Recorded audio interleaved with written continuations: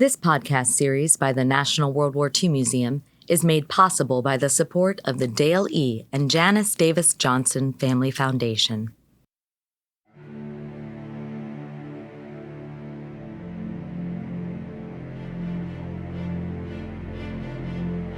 It's the morning of December 7th, 1941. A fleet of Japanese aircraft carriers and escorts has moved across the Pacific Ocean undetected, maintaining strict radio silence. American military leaders have hints that an attack is likely, but they don't know where or when.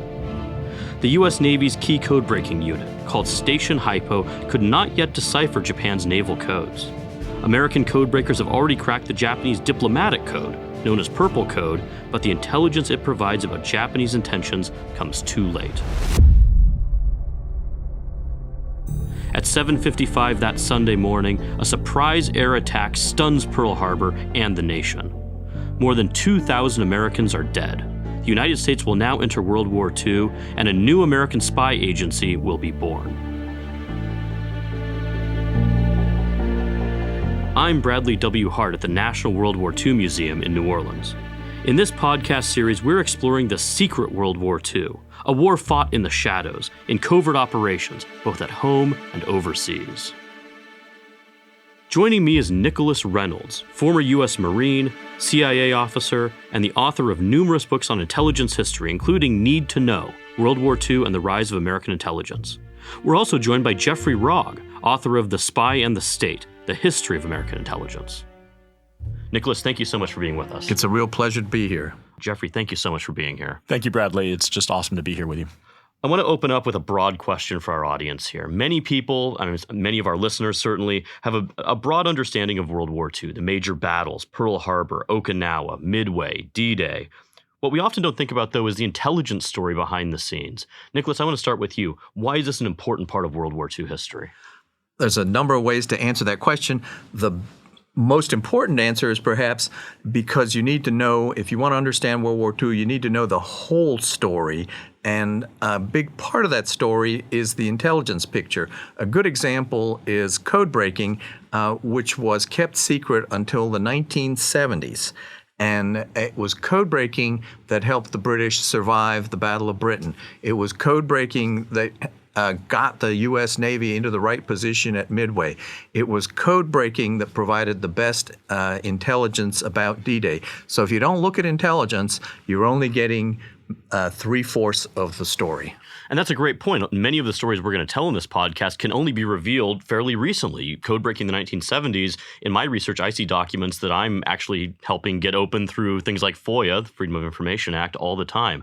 Jeff, what do you think from your research? What I like to remind people is when you look at the entirety of American intelligence history, this is one of the giant moments because so much changes. And some of the key players that we'll talk about, for instance, William J. Wild Bill Donovan, realized that the American intelligence system needed to change, and they changed it forever. So this is a period where you encounter a country that was growing into its role in the world, and we didn't even have a dedicated foreign human intelligence espionage service. I mean, that's almost shocking to think about today. And we were still struggling with older problems in American intelligence, including how do you coordinate all these different competing organizations? And so leading figures realized this, and they knew that it had to change, and they had to fight old traditions, old biases, including the American people's bias against espionage and intelligence. And so this is one of the moments, almost like Nick said, it's part of the story of World War II, but it's part of the story of American history. Well, let's talk about that change. You talked about the biases that many Americans have against intelligence. During World War I, of course, the U.S. kind of sets up a semi-intelligence service, certainly the military side of things, as a necessity of the war. But in the 1920s, a lot of that infrastructure gets shut down. And there's a sort of idea that gentlemen don't read other gentlemen's mail is one of the sort of famous aphorisms from this age. Tell us about that. What did we do during World War I, and how does it change in the 20s? Absolutely. Won't go back too much further than that, but World War I is representative of what always happened. You know, there's an ebb and flow to intelligence. Americans like it when we're scared and we're at war, and then as soon as the war is over, kind of like the military, why do we need it? Especially because it, like you said, it's un-American. It's un-American, and that's something that every person who was involved in intelligence, almost everyone that I read, the leading figures, acknowledge that. They say, we know we're doing something that the American people don't really like. And the problem with the First World War is the target shifted, where originally the focus was Germany, and it was German saboteurs, and there was the Black Tom explosion in New Jersey. An ammo dump was blown up, an ammunition holding site, and it hurt, like it affected and damaged the Statue of Liberty. It was felt in Philadelphia. So Americans knew, hey, we have to go after German spies. By the end of the war, though, you had the Russian Revolution, you had the rise of socialism and anarchists. And so, like I said, the target shifted and intelligence started doing things that people questioned. Warrantless surveillance, warrantless detainment. They were doing slacker raids and targeting everyday Americans, and they were doing it to each other. And so by the end of the First World War, the American people turned against intelligence. And the intelligence agencies themselves that existed at the time, military intelligence organizations, the Bureau of Investigation, which became the FBI, sort of get pushed into the shadows. And they knew they had to act in the shadows too. And so that's where intelligence was during the 20s and 30s. Still there, but in the shadows. Nick, how does it begin laying the groundwork, let's say, to get out from the shadows? So I think of the Roosevelt administration and the events in the 1930s. Roosevelt likes general political intelligence and doesn't really know how to get it except from people that he knows and is comfortable chatting with. German spies pose a refreshingly concrete challenge in the 1930s, and they're going around trying to steal American technology and smuggle the plans back to Germany, and they eventually get caught. But the FBI does learn from this, and so is now on alert for that kind of theft. Spying is classic espionage, really, stealing secrets. And we'll talk a lot more about German spies in this episode, actually. But one thing I want to talk about just at the start of the series is some of the terminology we often use in sort of the intelligence sort of history community or the intelligence community writ large. We throw around terms like spying, throw around terms like espionage. One of the classic terms in this period is the fifth column.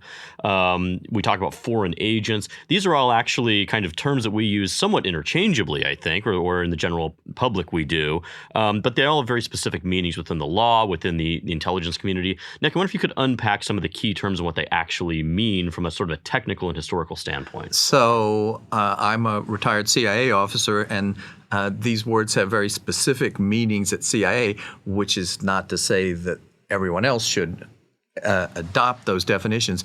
But spying at CIA is essentially a matter of stealing secrets. The idea is that you recruit an agent, and the agent actually steals the secrets and brings them to you, the case officer, the intelligence officer.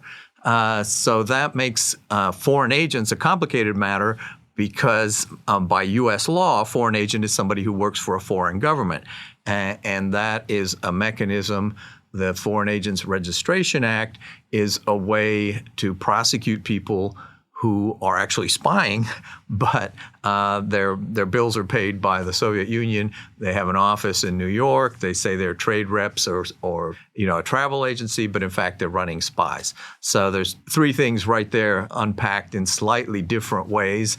There's subversion, and subversion and the fifth column kind of go together. And this is the idea that there's a force undermining your country and its defense.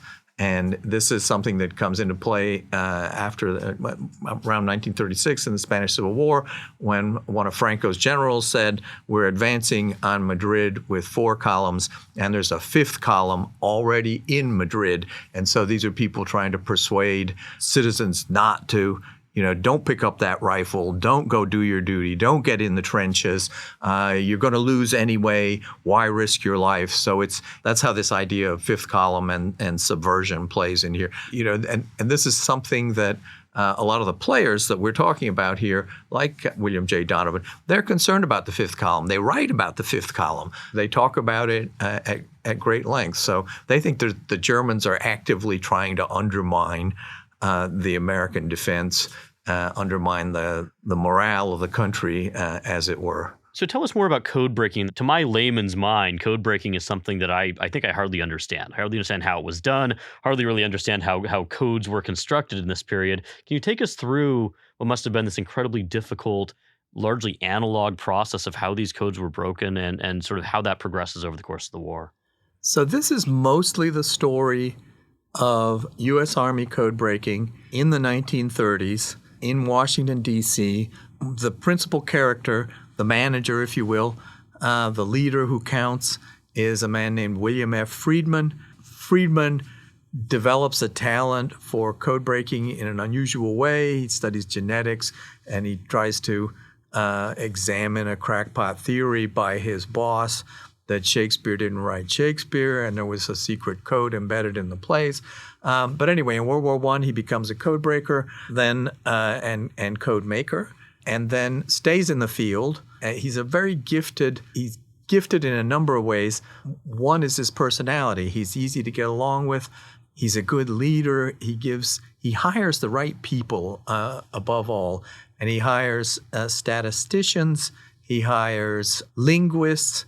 He doesn't really care who you are as long as you have these skills.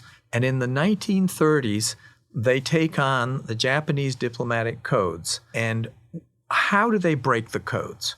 Right? The first thing you got to do is you have to get the raw material. You have to get the Japanese codes. Part of the time went over Western Union. And so what Western Union would see would be groups of 5 numbers, a page, and each, so it looks like a bunch of words, but they're groups of 5 and they're numbers. First thing you got to do is get a hold of that. There's actually laws against Western Union divulging it not to its addressee, and so the U.S. government has to find workarounds. And another option when the Japanese use different technology is intercepting it when they transmit directly to the target embassy. But anyway, so they've got these pages of numbers. They use yellow pad and pencil, and they're looking for patterns. And they just have the kind of mentality that enables them to do this. You might stare at the same pages for weeks or months at a time. You might put it aside and then go back to it. And eventually, patterns start to emerge. And, they start making guesses that maybe this combination means and that combination means or. And this set of letters probably means Imperial Japanese government. So then you feed this back into the mix, right?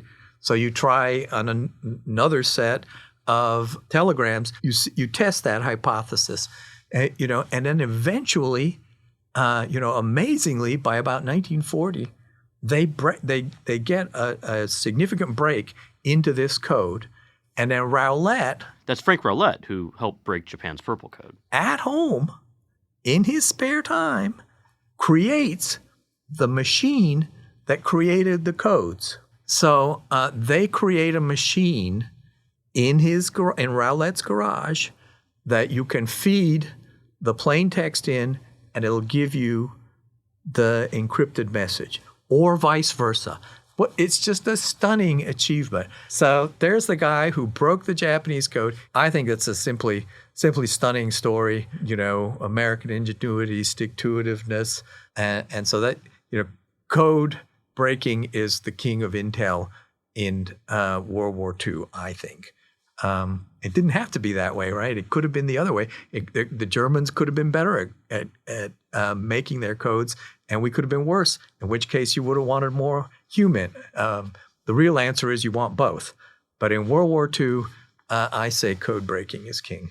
Now, Jeff, one thing that comes across in your book, because it takes sort of a long view of U.S. intelligence, is that the legality of some of this shifts dramatically over time. And let me just throw out a hypothetical example, actually, from my research, is there are agents who might be being paid by a foreign government, but that's actually legal up until 1938 to not disclose, who are taking photos or clipping things out of the newspaper and sending it to, for instance, an address in Lisbon or something, a neutral country during the war, that is actually a front for the Abwehr, for German intelligence, or something along those lines. That activity, the legality of it, as I understand it, shifts over time. Is that a correct assumption? Sure. Well, and the longer issue that America had is intelligence isn't even written in the Constitution. So we don't really have a legal regime built around intelligence and espionage in this country. But, the problem is it's one thing to write a law. It's another thing to enforce it. It's even harder to interpret it.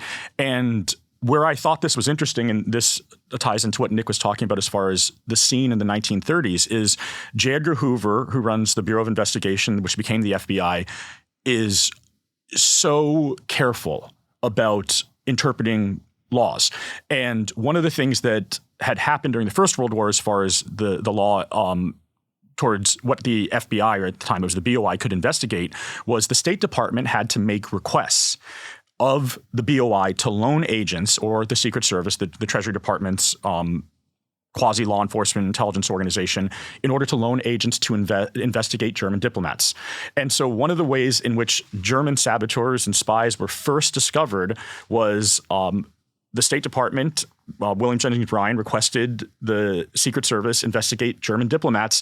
And so in the First World War, there's this great story of a Secret Service agent stealing a German diplomat's briefcase on a train in New York and making off with it. And what it reveals is how much money the German government, I mean, we're talking about like millions of dollars, probably hundreds of millions in today's currency, is investing in things like propaganda. And no one had any idea about this is the important point. No, and so this explodes. When it enters the news that there's spies in your midst, this is so important because this is where you get the American people on board. And so this is when intelligence organizations are like, okay, we're back in the game. So the issue that you have is you have this fascinating combination of a country that it isn't just unprepared in terms of its intelligence organizations, but it's unprepared legally for even how do you arrest, prosecute, try? And then as Nick pointed out, well, arrest and prosecution is different than espionage and intelligence. And so everything's in conflict with each other before the Second World War.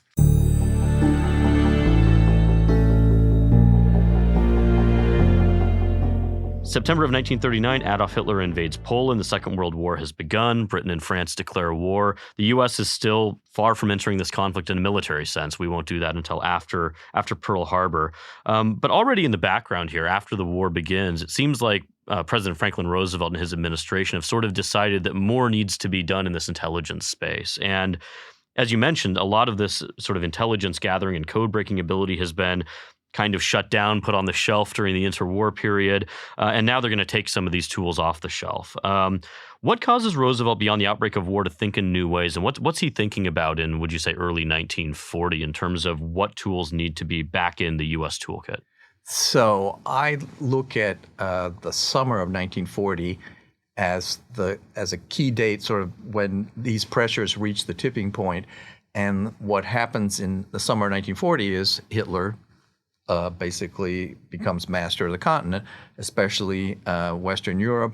Paris falls on the 14th of June, and that is just that's a sea change for France, of course, and for Britain. And so we see the American ambassador in Paris calls Roosevelt, and he picks up the phone in the middle of the night, and it's Paris has fallen. That's a big change, and so the Brits now are without their main ally on the continent, their main ally, period. They've got to look for something else.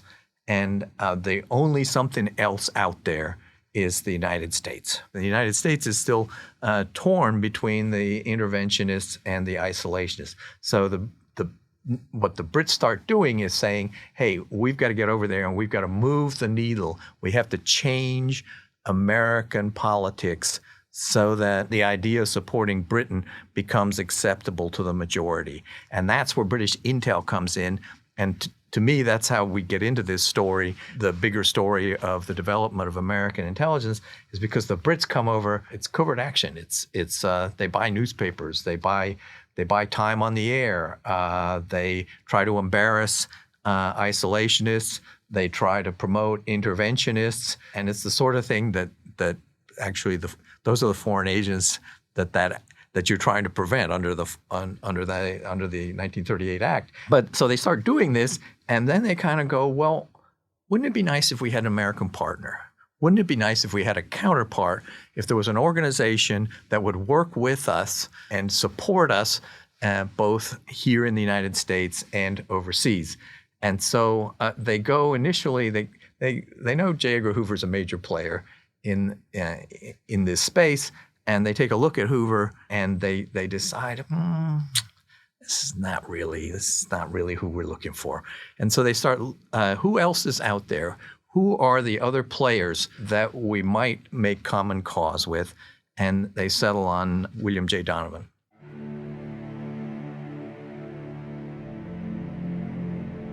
"5,000 miles from Pearl Harbor, a professional football game is underway in New York. A man named William J. Donovan is paged over the stadium's intercom. Donovan's nickname is Wild Bill.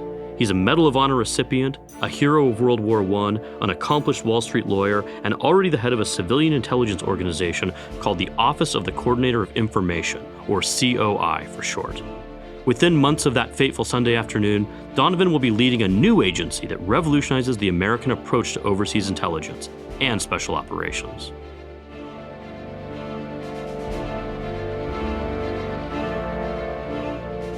So let's talk about William J. Donovan, a legend in intelligence history. He has a statue in the CIA headquarters, is my understanding.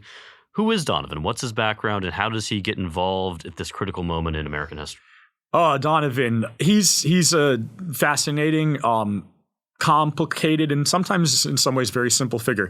So starting with Donovan, who was Donovan the man? Donovan's from Buffalo, New York, a humble Irish Catholic background, marries into wealth, goes to Columbia, and supposedly he gets his name as a gridiron, a football player at Columbia, Wild Bill. There's also a story that he got it in the First World War.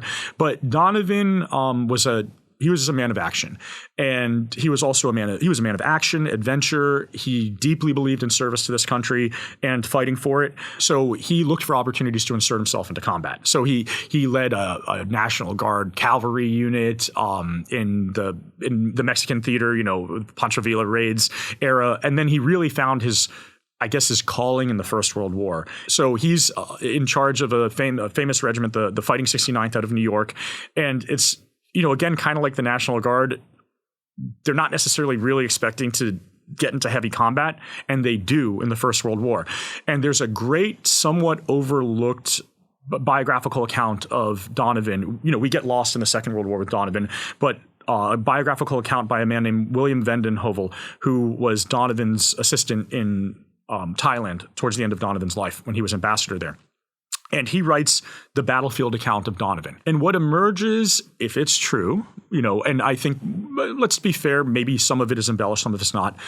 But what emerges is a portrait, again, of Donovan where, and we'll talk about this with OSS, whatever flaws he has as a man and, as a general or director of the OSS, or, when he moves through the ranks, he seemed to be a very competent, extraordinarily brave, and capable military leader. You would want him as your leader. One report is during the First World War, there was a gas attack when he was actually rescuing men who had been, cut off or blown out by artillery. And during the gas attack, as it subsides, he tells his men to keep their masks on, and he takes his mask off to see. And then there's another account where he's leading, his men weren't, like all Americans, weren't really ready for combat. And so he's leading his regiment on a forced march, 30-something miles. And originally he's on a horse because he has to go up and down the line. And at one point he's exhorting a group on this march, regimental march. And one of them says, "Yeah, but you have a horse." And Donovan says, "Who said that?" And he gets the soldier he dismounts, gets the soldier, puts the soldier on the horse, takes the soldier's pack, and finishes the march. And the soldier had never ridden a horse before, by the way. So everyone thought that was entertaining. So Donovan then, this suits him, the First World War. Donovan wins, he's the only American to win the three highest awards for valor. He wins the Silver Star, the Distinguished Service Cross, and belatedly, it's awarded in 1922, the Medal of Honor. So again, he has a pretty impeccable and impressive military resume. Civilian life does not suit Donovan very well.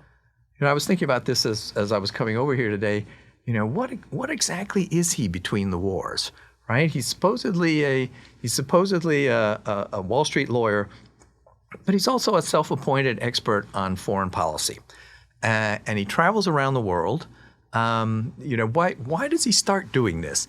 And as far as I can piece together, initially it's sort of a fascination with excitement, warfare.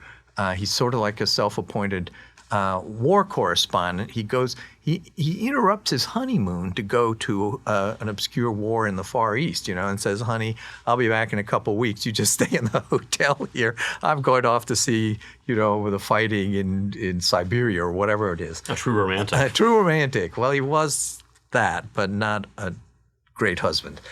So Anyway, I think it starts out like that, and it sort of generalizes from looking at warfare to looking at the intersection of warfare and foreign policy. And he goes to see Mussolini in the mid-30s, right? And he just kind of shows up and says, Benito, you need to talk to me. And he does, and Benito does. And Donovan says, hey, I need to go see what's going on in Abyssinia. And Mussolini goes, okay, go ahead. And so he goes to see the German maneuvers. He's looking at, I believe, 1937, 38 maneuvers of the German army.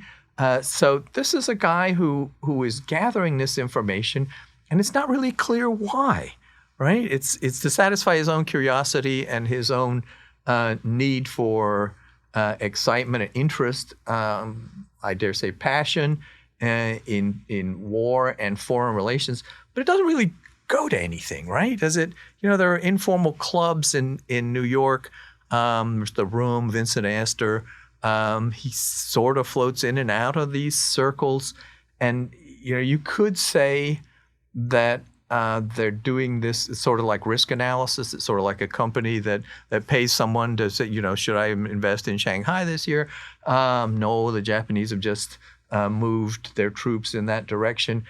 But it's more than that. That's a small part of it, but the bigger part is they're just fascinated by this. And Donovan is a great example of this kind of internationalist in between the wars, who many of whom happen to be Republicans, right? They don't like the New Deal, but they're kind of on the same sheet of music with Roosevelt when it comes to foreign affairs.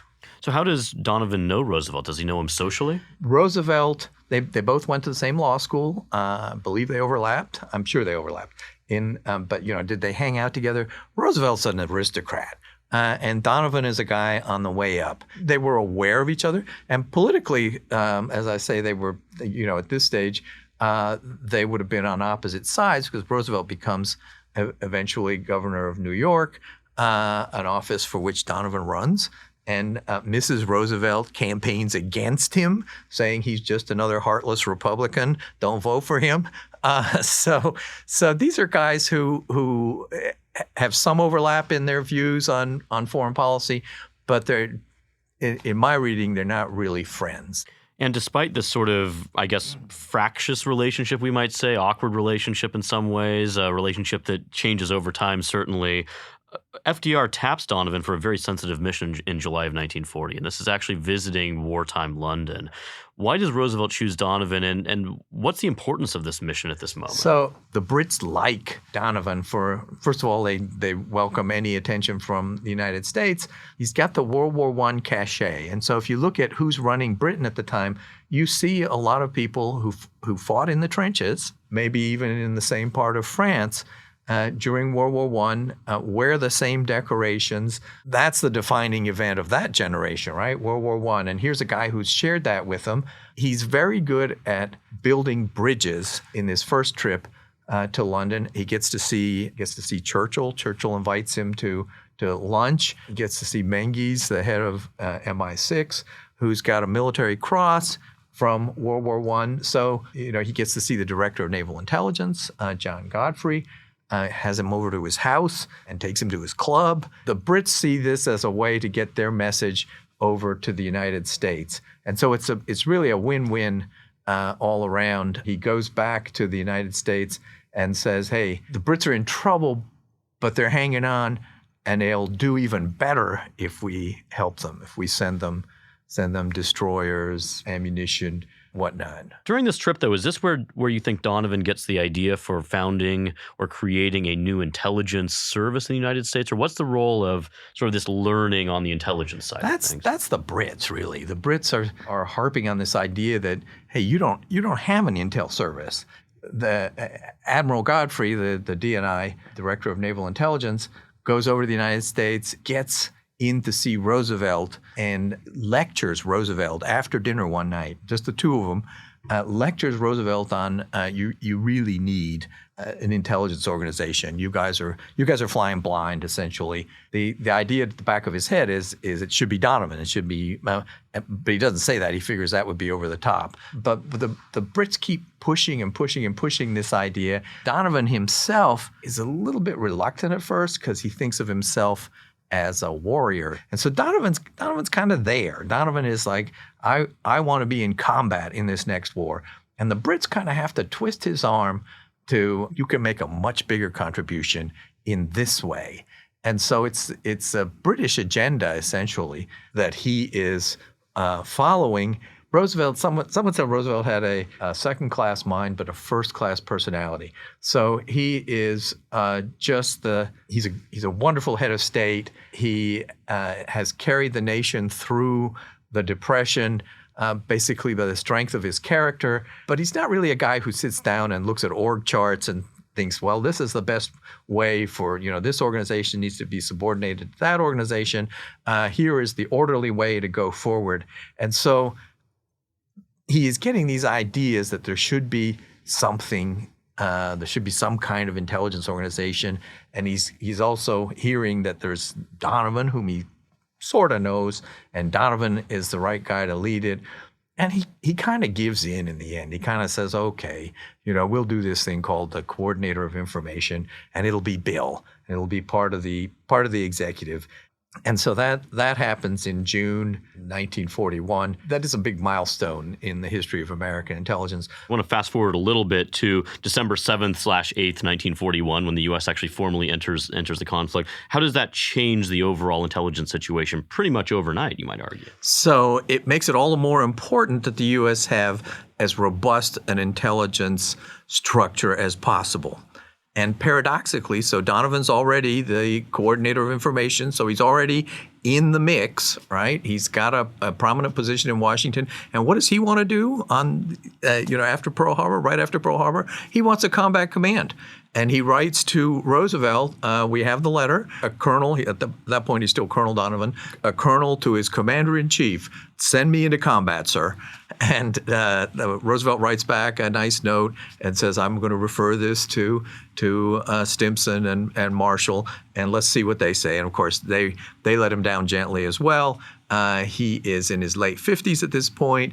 He's not really current in how you run an army division, or he's not fit for combat. And so they tell him, Bill, you really got to lower your sights or maybe put the gun down altogether. What you need to do is run an intelligence organization.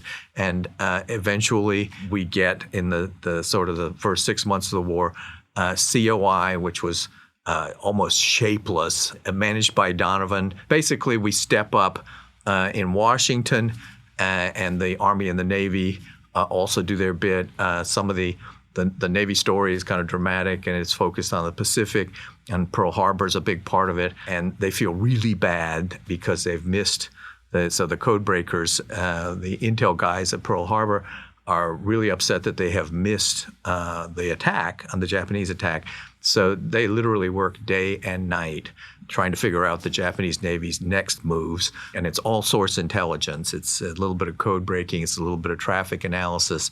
It's a little bit of sort of old-fashioned naval intelligence, moving ships around on a map and trying to figure out where they're going.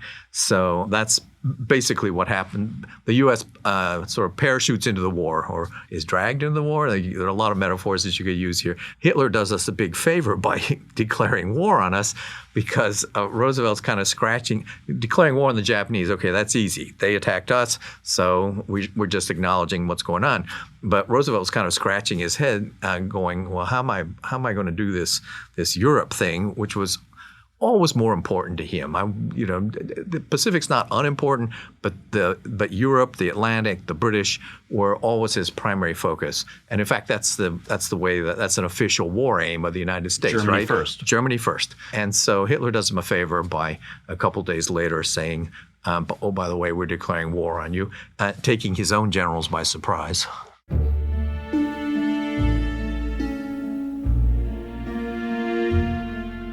The attack on Pearl Harbor leads to an investigation into potential intelligence failures. Operational details of the attack are already clear. The first wave of Japanese bombers arrive at 7:55 a.m. Hawaii time, and a second wave arrives less than an hour later at 8:54 a.m. More than 350 Japanese warplanes take part in the attack on Pearl Harbor, striking the USS Arizona, sinking the ship, and killing more than 1,000 crew members. The sunken USS Arizona will remain at the bottom of Pearl Harbor to the present day. 7 other battleships are also damaged in the attack. But after World War II, a congressional committee is tasked with exploring a basic question. How could this happen? The Chief of Naval Operations testifies that in the days leading up to Pearl Harbor, he delivered a clear warning to U.S. forces in the Pacific. Quote, "This dispatch is to be considered a war warning. An aggressive move by Japan is expected within the next few days." But that warning didn't mention Hawaii. The Army there is on the lookout for saboteurs, and some sources even suggest that the Imperial Japanese Fleet is moving towards Southeast Asia, far from Hawaii. I'm joined again by Jeff Rogg. So as we approach the attack on Pearl Harbor on December 7th, 1941, you talk in your book extensively about intel failures leading up to the attack, or what some people would describe as intel failures. There's still a debate over whether Pearl Harbor represents, or the scale of the intelligence failure leading up to that.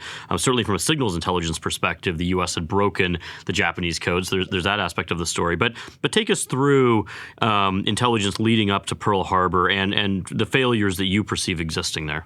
Sure. So I guess the first thing I'd say, and this is something that I try and correct in the book, is we have to be careful when we talk about intel failures as if they're exclusive to intelligence and exclusive to the intelligence community. And what I mean by that is, more often than not, a policy failure precedes an intelligence failure. And then because intelligence fails, it becomes a policy failure again. And there's this truism that we say in intelligence, studies, where there's no such thing as policy failures, only intelligence failures.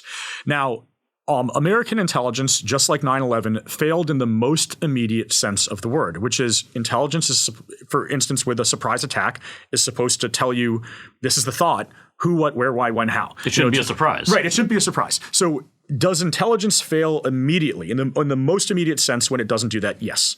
But there's bigger problems built into it. So, one thing I try and do is pull apart what happened before Pearl Harbor. It's true that we'd broken the Japanese Purple Code, but the Japanese were also smart. When they set off on Pearl Harbor, they didn't use radio communications. So because they knew from people like Herbert Yardley, who wrote The American Black Chamber, that we were tapping into Japanese codes and code breaking. There also was a very interesting, anyone who's worked for the U.S. government would not be surprised at bureaucratic solutions. But in the run-up to the Pearl Harbor attack, the Army and Army intelligence was focused on the Japanese Army. The Navy and Naval intelligence was focused on the Japanese Navy. Now, the big departments above them, the Army and Navy, were actually more focused on Germany. Within those components, though, their intelligence organizations and signals intelligence was focused, respectively, when in terms of Japan, Army on Army, Navy on Navy. Who was doing diplomatic code breaking? Well, the Army and Navy come up with the most bureaucratic solution ever, which was called the odd even day agreement. One of them would break Japanese diplomatic codes on the odd day and the other one on the even day. How does that even sound remotely functional? It doesn't. That's why it was dysfunctional. So you have a problem, in other words, in how you're gathering intelligence. Then what was also interesting is the American ambassador, Joseph Grew, in January of 1941, actually wrote that there could be a surprise attack on Pearl Harbor.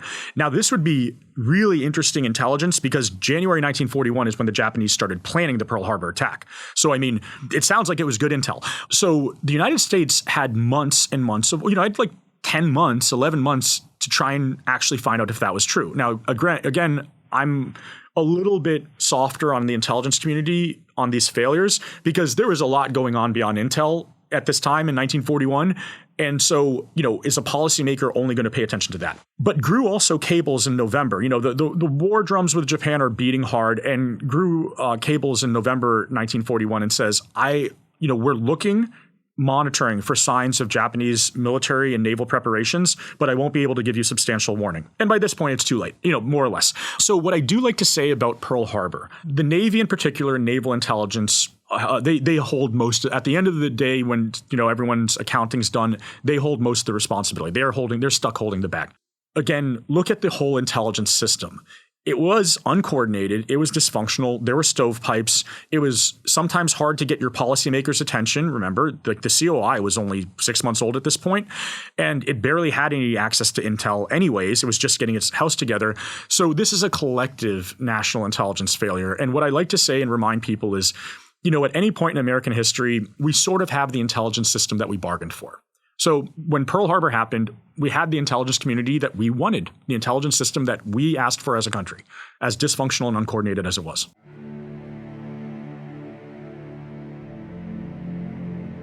In 1941, as events in Europe and the Pacific are escalating, something surprising happens right here in the U.S. The FBI discovers a Nazi German espionage network operating on American soil. 33 people will ultimately be convicted in the case, including the ringleader, a man named Fritz Duquesne. The network of agents he led became known as the Duquesne Spy Ring, and it would become the largest espionage case in U.S. history that resulted in convictions. FBI Director J. Edgar Hoover recorded his own report on the case, heard here in this archival audio. Sawyer visited Germany in 1939, where he was approached by the Gestapo, who urged him to return to the United States as a spy. Before leaving Germany, he sent word to us. A spy trap was set. Sawyer was working for the FBI. Walking into this trap is Colonel Fritz Duquesne, a leader of the spy ring and a professional German spy. These spies had a radio station on Long Island, which, unknown to them, was operated by an FBI agent. To learn more about German spies in the U.S., I'm turning to an expert who's uniquely positioned to explore the domestic threat before and during World War II, John Fox, the official historian at the FBI. John, thanks so much for joining us. Thank you, Bradley. I've been looking forward to it. Let's talk about German espionage. There are two major spy rings that I would argue really, I think, scandalized the American public in a lot of ways. First one being in 1938, the second in 1941, shortly before Pearl Harbor. And the first one, I think it's fair to say, kind of catches people by surprise. And the second one, the FBI, plays fairly brilliantly. And we'll talk about that, the Duquesne spy ring. But let's talk about the 1938 Rumrich spy ring case. So the key player here is actually a doctor named Ignaz Griebel, who is a German doctor who's been involved with some of these pro-German groups. But it will take its name from Gunther Rumrich, who's a former U.S. Army sergeant who has a fairly bold attempt at obtaining some important American material. So take us through the Rumrich spy ring and how the FBI handled it. Rumrich was in the Army twice. Both times he went AWOL and faced some time. Ended up sending a note to a German contact saying, if you want me as a spy, I'd be happy to volunteer. Just put an ad in the paper and let me know. And he comes up with these harebrained ideas for getting information. And, some of them, sort of half work. He calls up the Army and pretends to be, someone else to get the numbers of venereal diseases, in East Coast camps, a way of measuring troop preparation and that sort of thing. He comes up with an idea to get blank passports that fails miserably because he pretends to be a State Department officer in New York, and he ends up asking for blank passport applications instead of blank passports, which is what he was trying to get. But he had also sent this idea back to Germany saying, I think I can get a copy of the U.S. East Coast defense plans. I will pretend to be an Army official up here in New York. I have to brief my local counterparts, and I need to see a copy of it before I do so. I'll have the courier bring it to my room in the hotel. I will then knock him on the head unconscious and take the plans. This gets intercepted by MI5 in Scotland because he was using a dead letter drop in there. And MI5 then informs our representatives in England. It gets back to the Army and State. They end up working with the New York Police Department to arrest Rumrich. Some of these other elements of the plan, the FBI's brought in. And they find out that he's already in jail. So he basically is sitting in jail and becomes a link that the FBI, and especially the agent in New York who's put on the case, Leon Theroux, is able to pursue.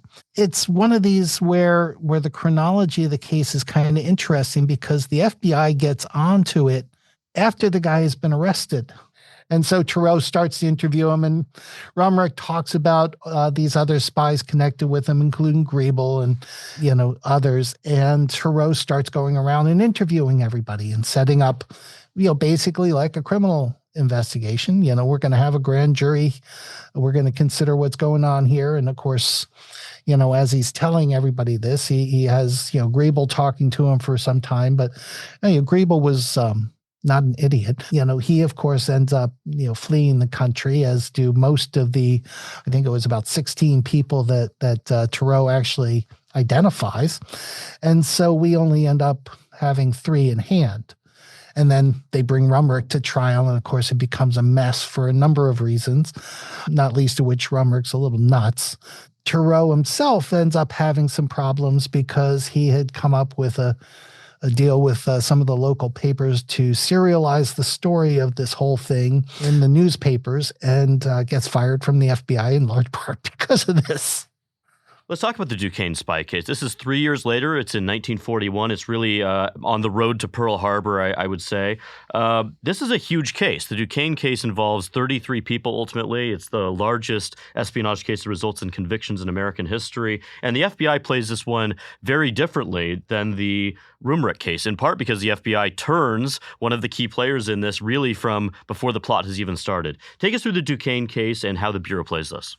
The Duquesne case is named after Friedrich Duquesne, who had actually acted as a German intelligence agent in World War I era. And of course, his loyalty was to Germany.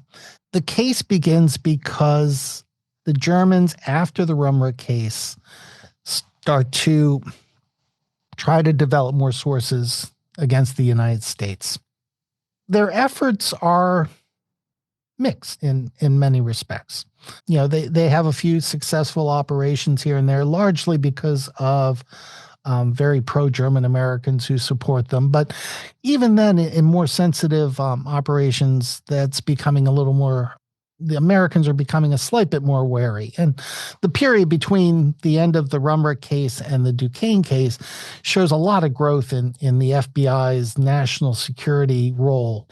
As far as it goes, what happened was an American was visiting family in Germany and got pushed, basically strong-armed, he said, by elements of German intelligence to come back to America and play a role in the transmittal of information, of intelligence from the New York area back to Germany.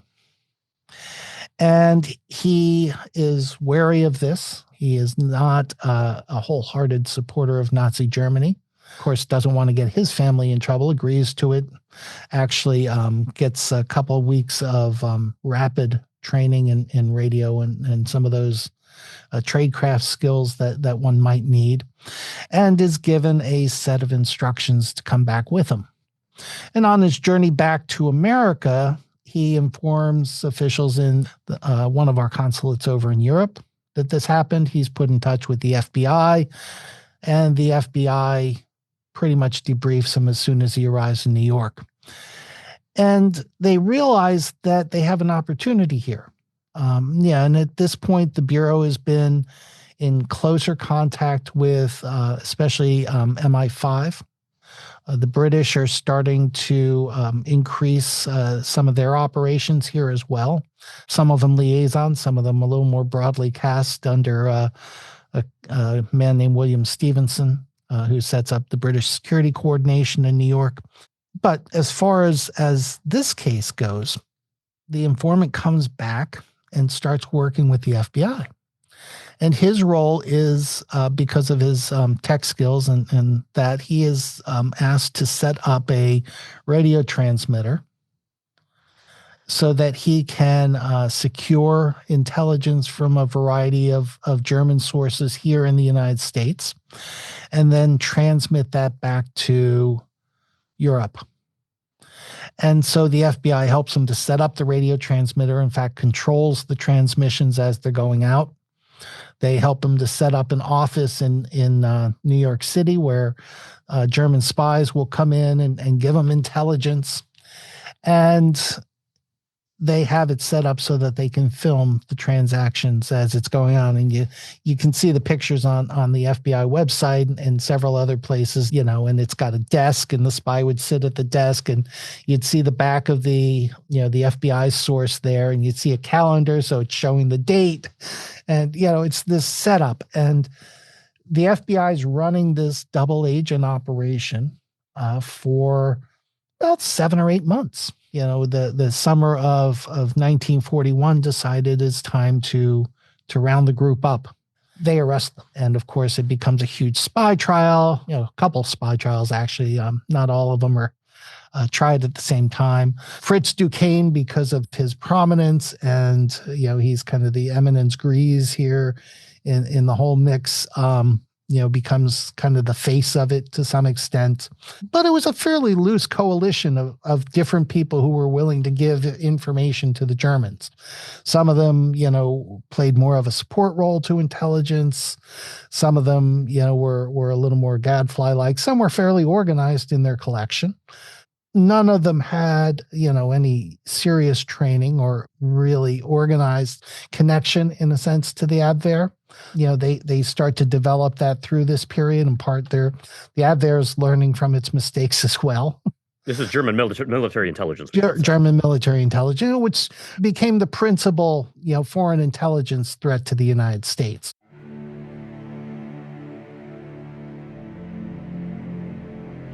In part 2 of our podcast, the U.S. officially gets into the spy game in a big way.